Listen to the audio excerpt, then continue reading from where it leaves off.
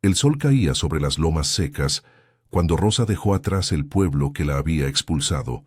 No llevaba más que un bulto de trapos, un rosario roto y el miedo pegado a la piel como una segunda sombra.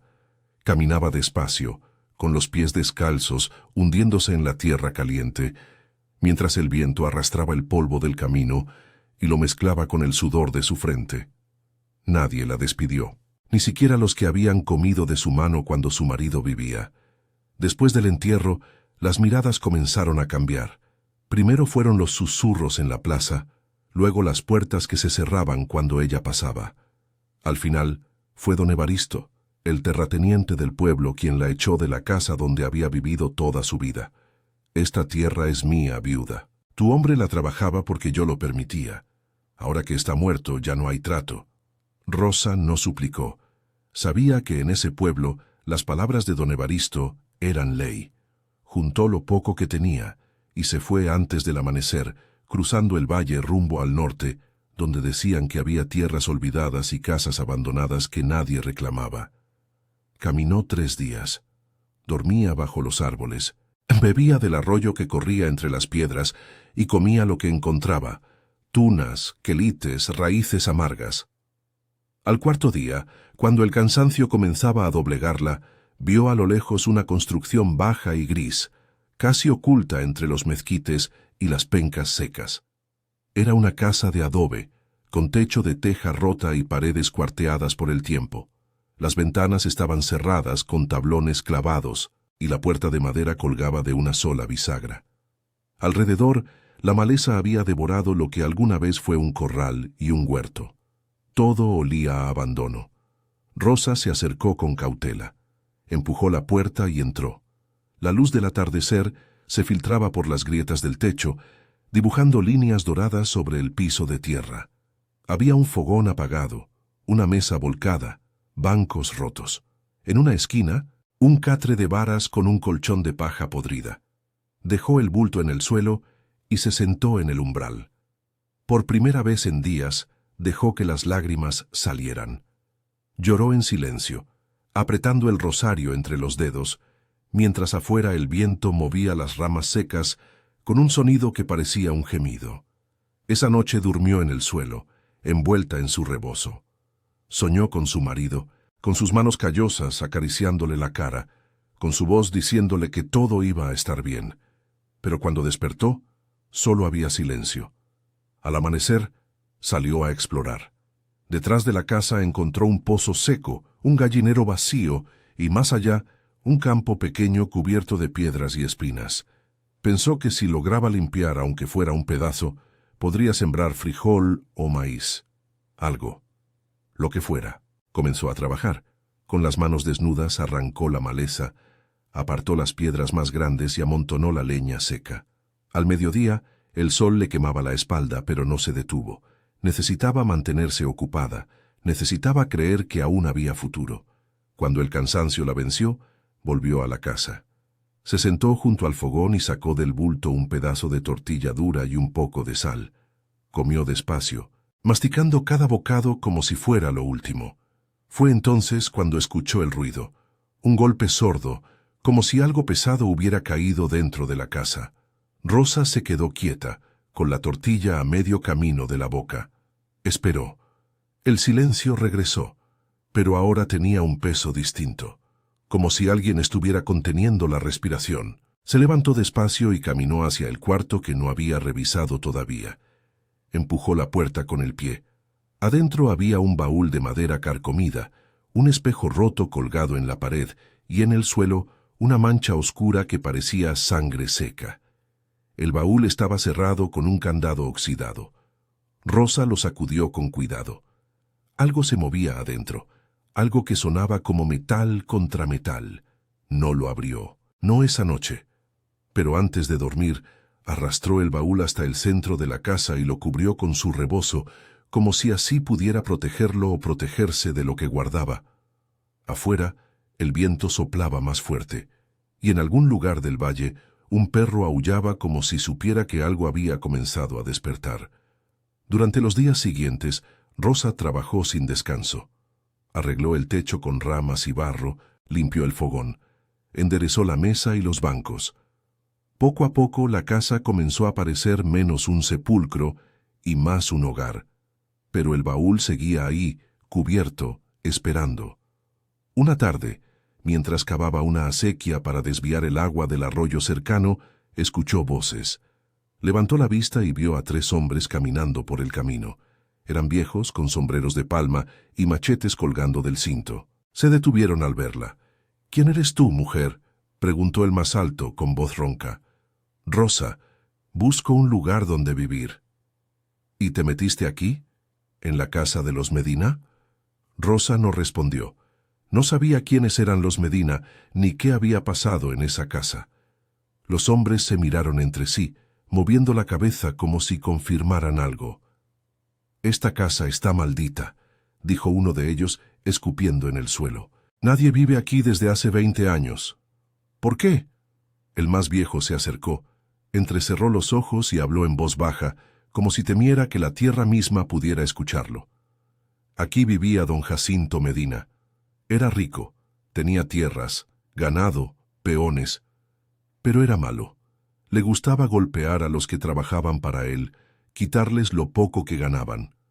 Una noche, los peones se rebelaron. Lo mataron a machetazos junto con su hijo mayor. Dicen que antes de morir, don Jacinto maldijo esta tierra. Dijo que nadie que viviera aquí conocería la paz». Rosa sintió un escalofrío, pero no dejó que se le notara. «Yo no creo en maldiciones». «Pues deberías», respondió el hombre. «Los que intentaron vivir aquí después se enfermaron, perdieron cosechas, se volvieron locos. Al final todos se fueron, y la tierra se quedó sola». Los 3 hombres se marcharon sin decir más. Rosa los vio alejarse hasta que se convirtieron en puntos oscuros en el horizonte. Luego regresó a la casa, cerró la puerta y se sentó frente al baúl. Capítulo 2. El diario de un hombre cruel. Esa noche, Rosa no pudo dormir. Las palabras del viejo seguían resonando en su cabeza. Maldición, machetazos, sangre. Pensó en la mancha del suelo, en el silencio pesado de la casa, en el ruido que había escuchado la primera noche. Cuando el sol comenzó a filtrarse por las grietas del techo, Rosa tomó una decisión. Buscó una piedra pesada, golpeó el candado del baúl hasta que se rompió y levantó la tapa. Adentro había monedas de plata apiladas en bolsas de tela, joyas envueltas en trapos sucios, anillos con piedras opacas y cadenas de oro empañadas por el tiempo. Pero lo que más le llamó la atención fue un cuaderno de piel gastada que descansaba en el fondo, entre las riquezas. Rosa tomó el cuaderno con manos temblorosas y lo abrió. La tinta estaba desteñida, pero aún se podía leer. Era un diario. La letra era firme, masculina, pero hacia el final se volvía irregular, como escrita con prisa o miedo. Las primeras páginas eran registros de negocios, compras de ganado, pagos a peones, ventas de cosecha, pero a medida que avanzaba, el tono cambiaba. Aparecían quejas sobre los trabajadores, insultos, amenazas, y luego algo más oscuro. Hoy le quité su salario a Eusebio. Me miró con odio, pero no dijo nada. Son animales, no merecen nada. Maté al perro de Vicente porque no dejaba de ladrar. Lo golpeé hasta que dejó de moverse. Vicente lloró como una mujer. Me dio asco. Les bajé el sueldo otra vez. Que se mueran de hambre si quieren. Esta tierra es mía. Todo lo que está aquí me pertenece. Rosa sintió náuseas. Cerró el cuaderno y lo dejó caer sobre el baúl. Ahora entendía por qué los peones se habían rebelado. Don Jacinto no solo era cruel, era un monstruo que disfrutaba del sufrimiento ajeno. Pero entonces vio algo más en el fondo del baúl. Un papel doblado, amarillento, con manchas oscuras que parecían sangre seca. Lo abrió con cuidado. Era una carta. Estaba escrita con letra femenina, delicada pero desesperada. Jacinto, te suplico que perdones a mi hermano. Él no robó tu ganado. Fue un error de conteo. Por favor, no lo castigues. Él tiene familia, tiene hijos pequeños. Te lo ruego por Dios, por la Virgen Santísima, por todo lo que es sagrado. Si tienes un poco de compasión en el corazón, perdónalo. No había firma, pero al final, con tinta roja que parecía sangre, había una sola palabra escrita con letra temblorosa: «Perdóname». Rosa dejó caer la carta. Sus manos temblaban. No sabía quién había escrito eso, ni qué había pasado con el hermano de esa mujer, pero algo le decía que la historia de don Jacinto no terminaba con su muerte. Siguió leyendo el diario. Las últimas entradas eran cada vez más erráticas, más violentas. Hoy colgué a Eusebio del Mezquite Grande. Lo acusé de robar 5 reses. No robó nada, pero necesitaba dar un ejemplo. Su hermana vino a rogarme, de rodillas, llorando como una idiota. La eché de mi tierra. Que llore lo que quiera. Los peones me miran diferente ahora. Veo odio en sus ojos. Pero ¿qué importa? Mientras yo tenga el dinero y las tierras, ellos no son nada. Guadalupe se ahorcó anoche. Encontraron su cuerpo colgando del mismo árbol donde maté a su hermano. Dicen que se volvió loca. Mejor así. Una menos de la que preocuparse. Rosa cerró el diario con fuerza. Sentía rabia, asco, dolor. Pensó en Guadalupe, en la desesperación que debió sentir al ver a su hermano colgado injustamente, en la carta que escribió rogando por su vida. Y pensó en don Jacinto, escribiendo sobre su muerte como si fuera un inconveniente menor. Salió de la casa y caminó hacia el campo. Necesitaba aire. Necesitaba alejarse de ese cuaderno, de esas palabras que parecían envenenar todo lo que tocaban. Pero cuando llegó al pozo seco, vio algo que la dejó helada. Alguien había estado ahí. Había huellas frescas en la tierra, y junto al brocal del pozo, clavada en el suelo, había una cruz de madera.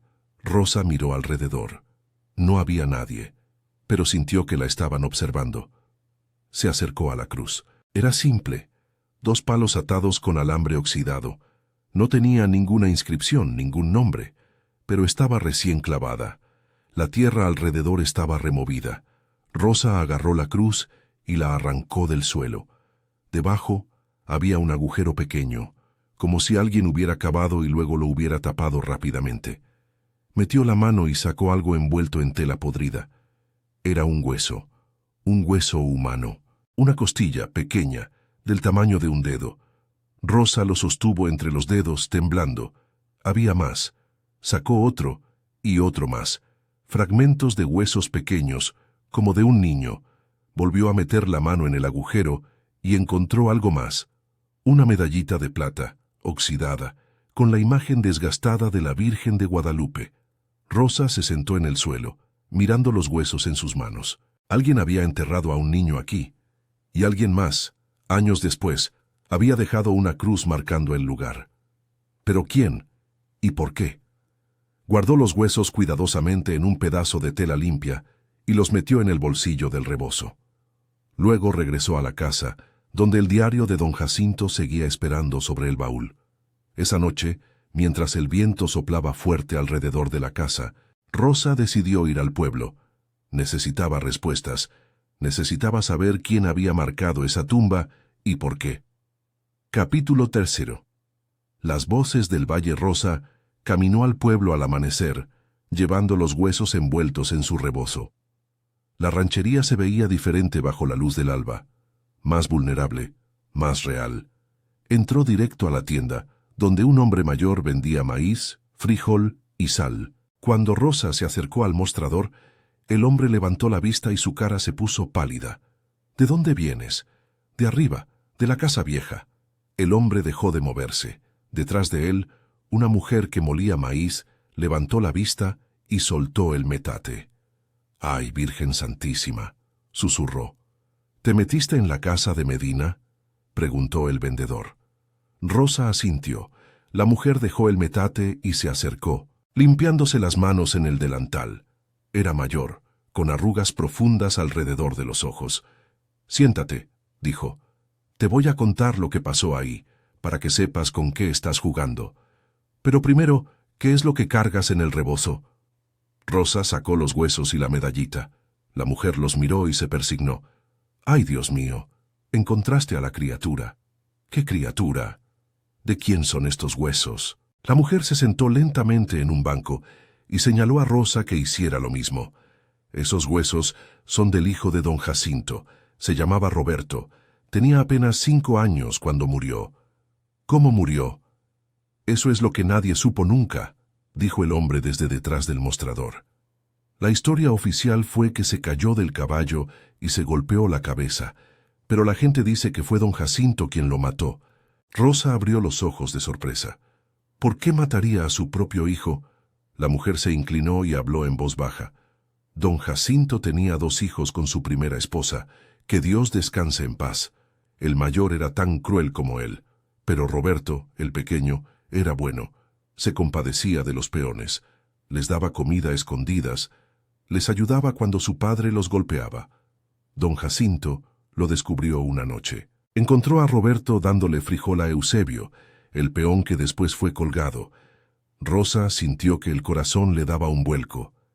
¿Qué pasó entonces? Don Jacinto se puso furioso. Dijo que su hijo era un traidor, que lo estaba traicionando, que un Medina no podía tener la debilidad de la compasión. Esa noche llevó al niño al campo y...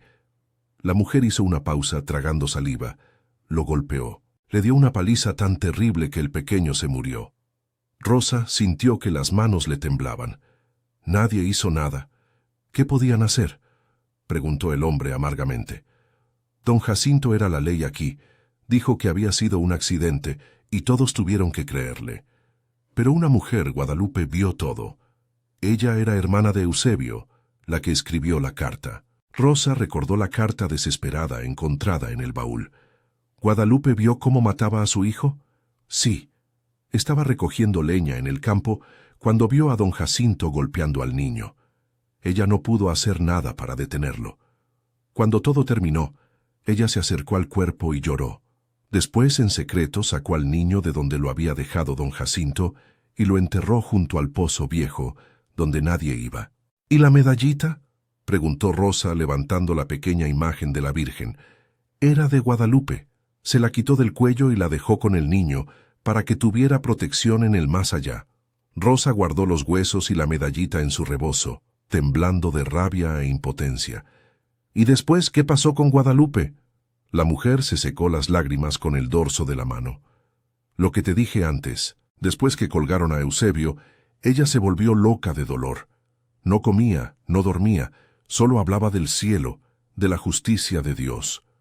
Una noche se ahorcó del mismo árbol donde habían muerto su hermano y el hijo de don Jacinto. ¿Y nadie buscó venganza por lo que hizo don Jacinto? Sí, dijo el hombre. Los peones. Cuando se enteraron de que había asesinado a su propio hijo, eso fue lo que los movió a actuar. No fue solo por los golpes, no fue solo por el robo y la explotación, fue porque un hombre que podía matar a su propio hijo era capaz de cualquier cosa. Eso los asustó más que cualquier amenaza. La mujer continuó. Una noche, hace 20 años, entraron a la casa. Dizque lo encontraron durmiendo. Lo sacaron de la cama junto con su hijo mayor y lo llevaron al campo. Lo mataron ahí, bajo el árbol donde había colgado a Eusebio. Dicen que pidió perdón mientras lo golpeaban, que rogaba que lo perdonaran. Pero ya era demasiado tarde. Rosa se quedó en silencio, asimilando todo lo que había escuchado. El diario de don Jacinto, la carta de Guadalupe, el niño asesinado, la rebelión de los peones. Todo encajaba ahora, como las piezas de un rompecabezas terrible. ¿Dónde lo enterraron?, preguntó. En la casa, dicen. Hay historias de que los peones cavaron un agujero en el suelo de la habitación principal y lo tiraron ahí sin ceremonia. Pero nadie lo confirma. Después de eso, la casa quedó abandonada. Todos dicen que está maldita, que los espíritus de los muertos no dejan descansar a vivo. Rosa se levantó. ¿Y si no estuvieran malditos? ¿Y si solo estuvieran esperando a que alguien los recordara? ¿Qué quieres decir?, preguntó la mujer. Quiero decir que voy a darles un entierro digno, a todos ellos, al niño, a Guadalupe, a Eusebio, a todos los que don Jacinto hirió. Van a tener cruces, van a tener rezos, van a tener paz. El hombre y la mujer se miraron. Eres valiente, mujer, pero ten cuidado. La gente de aquí aún teme esa casa. Habrá quien no quiera que remuevas el pasado. El pasado ya está removido, respondió Rosa. Está en cada piedra de esa casa, en cada grieta de esas paredes. Si no lo enfrento ahora, seguirá persiguiendo a quien viva allí. Rosa compró maíz, frijol, sal y una vela gruesa de cera. Antes de irse, la mujer le entregó un rosario benedito. Llévalo, y cuando sientas miedo, recuerda que no estás sola. Los muertos están contigo. Regresó a la casa al atardecer. El sol comenzaba a ocultarse, pintando las lomas de naranja y rojo. Entró, cerró la puerta y se sentó a estudiar el diario de nuevo. Leyó cada página con cuidado, buscando pistas sobre dónde exactamente habían enterrado a don Jacinto y su hijo. En una de las últimas páginas, encontró un croquis rápido. Mostraba la casa desde arriba, con una cruz marcada en lo que parecía ser la habitación principal. Esa noche, Rosa no durmió. Esperó a que saliera la luna, luego tomó una pala que había encontrado en el corral y entró a la habitación del baúl. Comenzó a cavar en el suelo siguiendo las indicaciones del croquis. La tierra cedía fácilmente, como si alguien ya hubiera cavado ahí antes. A medio metro de profundidad, la pala golpeó algo duro. Rosa apartó la tierra con las manos y encontró huesos. Eran humanos. Un cráneo, costillas, fragmentos de brazos y piernas. Estaban mezclados con trapos podridos, pedazos de metal oxidado y lo que una vez fue ropa. Siguió cavando y encontró más restos. 2 esqueletos completos, enterrados sin ataúd, sin cruz, sin nombre. Rosa se sentó en el suelo, con las manos sucias de tierra y los ojos llenos de lágrimas. Ahora lo entendía todo. Capítulo 4. El perdón de la tierra. Cuando el sol comenzó a salir, Rosa había terminado de excavar. Había encontrado 3 esqueletos en total: don Jacinto, su hijo mayor, y lo que parecía ser restos de otro hombre, más antiguo, que debían haber dejado los peones cuando cavaron el agujero. Envolvió cada esqueleto con cuidado en tela limpia. Luego tomó los huesos del niño que había encontrado junto al pozo y los metió en una caja pequeña que construyó con madera de la casa. Pasó todo el día cavando tumbas detrás de la casa, en un lugar donde el sol daba todo el día. Cavó 5 tumbas en total: una para don Jacinto, una para su hijo, una para Eusebio, una para Guadalupe y una para el pequeño Roberto. Enterró los restos con cuidado, rezando sobre cada tumba. Luego, clavó 5 cruces de madera que ella misma hizo, con los nombres de los muertos tallados toscanamente en la madera.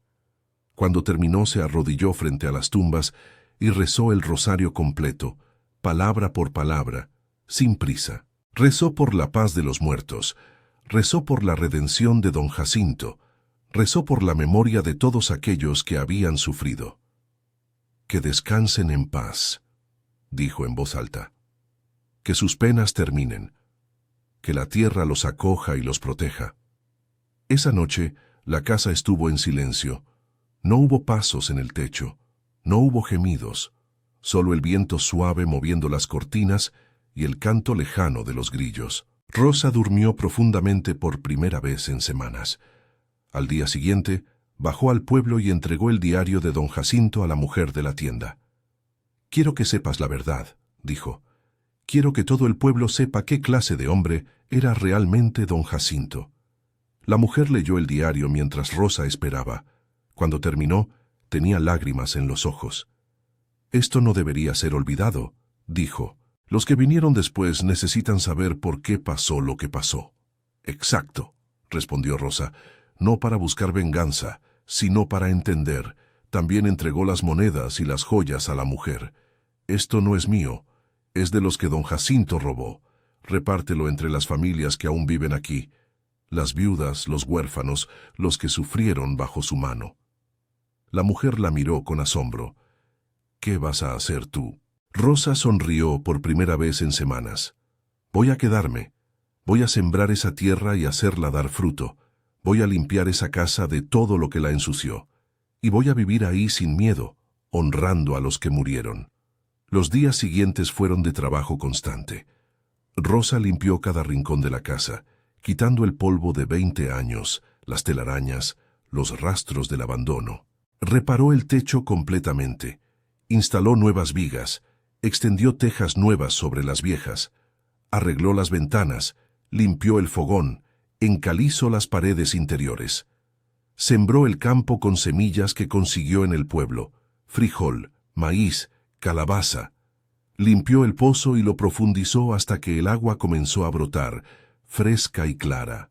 Plantó árboles frutales alrededor de la casa, naranjos, limoneros, durazneros. Y cada tarde, antes de que oscureciera, iba a las tumbas detrás de la casa y les dejaba flores que recogía en el campo, flores silvestres, simples pero hermosas. Un mes después, cuando el pueblo supo que la casa estaba viva de nuevo, hubo curiosidad. Primero vinieron los niños mirando desde lejos. Luego llegaron algunas mujeres trayendo plantas para el huerto. Finalmente, hasta los hombres se acercaron, ofreciéndose a ayudar con lo que pudiera necesitarse. La mujer de la tienda ayudó a Rosa a organizar una ceremonia en las tumbas. Invitó al sacerdote del pueblo, quien a regañadientes vino a bendecir los huesos de don Jacinto, el pequeño Roberto, Eusebio y Guadalupe. Hubo rezos, incienso, velas encendidas. El sacerdote leyó en latín, pero Rosa rezaba en silencio, pidiendo paz para todos ellos. Y cuando la ceremonia terminó, sintió que algo en el aire había cambiado. Era como si un peso enorme hubiera sido levantado. Pasaron las estaciones. La primavera trajo flores a la tierra. El verano hizo crecer las plantas que Rosa había sembrado. El otoño llenó los árboles de frutas. El invierno fue suave, como si la tierra quisiera ser amable con la viuda que la había honrado. Rosa no se volvió rica con la tierra, pero tampoco se murió de hambre. Cosechaba lo suficiente para vivir y para compartir. Las mujeres del pueblo comenzaron a venir regularmente, trayendo lo que necesitaban, llevándose lo que Rosa cultivaba. Lentamente otros comenzaron a asentarse en las tierras cercanas, una familia en una colina, otra en el valle. La tierra que una vez fue maldita se convirtió en tierra de esperanza. Una tarde, casi un año después de haber llegado, Rosa estaba sentada en el umbral de la casa cuando vio venir al hombre más viejo que la había advertido contra la casa. Caminaba lentamente, con un bastón, pero su cara estaba diferente, más tranquila. Se sentó junto a Rosa sin decir nada. Estuvieron en silencio durante un largo rato, mirando el horizonte donde el sol comenzaba a caer. Tenía razón sobre la maldición, dijo finalmente el viejo. Sí, pero no era una maldición de los muertos. Era la maldición de los vivos que no podían perdonar, que no podían soltar el resentimiento. Tú rompiste eso. Rosa asintió lentamente. Cuando honramos a los muertos, cuando les damos un nombre y un lugar de descanso, ellos dejan de estar furiosos, dejan de gritar en la oscuridad. La gente del pueblo habla de ti, continuó el viejo. Dicen que eres una santa, que sanaste la tierra con tus manos. Rosa sonrió tristemente. No soy una santa, solo soy una viuda que encontró un hogar, y ese hogar tenía historias que necesitaban ser contadas. El viejo se levantó lentamente, apoyándose en el bastón. Está bien, la tierra no olvida, pero ahora, al menos, puede descansar, porque alguien finalmente la escuchó. Se fue caminando lentamente hacia el pueblo, desapareciendo en el horizonte dorado del atardecer. Rosa se quedó sola, mirando las 5 cruces en el campo. El viento movía las flores silvestres que había plantado alrededor de cada tumba. Y en el silencio de la tarde, escuchó algo que parecía un susurro de agradecimiento. No era un fantasma, no era una maldición, era solo el sonido de la paz finalmente llegando a un lugar que había conocido demasiado el dolor. Rosa se levantó, entró a la casa y encendió el fogón. Esa noche prepararía caldo de frijol y tortillas. Esa noche dormiría sin miedo, porque la tierra al fin había perdonado, y Rosa había encontrado más que un hogar, había encontrado redención.